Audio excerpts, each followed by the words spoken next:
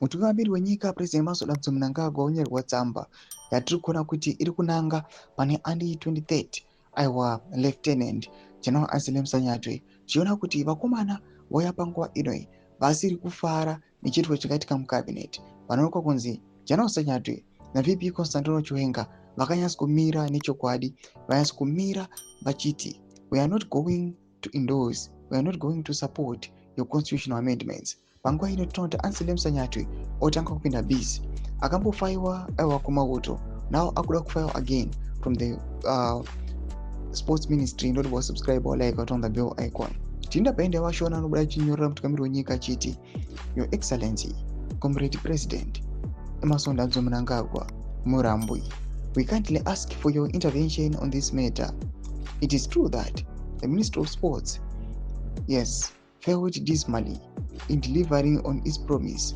The nation was informed that the stadium renovations would have been completed long ago. Yet, to this day, there is nothing tangible to show. Sport contributes significantly to the growth of our nation, including boosting tourism and creating economic opportunities.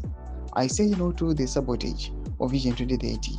Tomashwa kubuda panguva ine kurikorukwa kwenze Anselm Sanyatwe achienda against the Vision 2030. Nao vakuona kuti maybe he's trying to sabotage the works aiwa emutungamiri wenyika, but panguva ine kunyatsokuonekwa kunzi vari kubira nechokwadi, vari kunyatsokumira maideas of the liberation vakaita sana VP Constantino Chiwenga. They are receiving more attacks. In another post yatabva kuposta again, you've seen kuti the Midlands boys panguva ino they've been deployed kuti vaatake vakomana ava vari kuenda against constitutional amendments pamwechete ne2030. Tudze mafungiro enyu muri kudii pamusoro pechitiko ichi aiwa nemadevelopments awa. Pinda comment section medu mafungiro enyu, subscribe or like, cheta on the bell icon.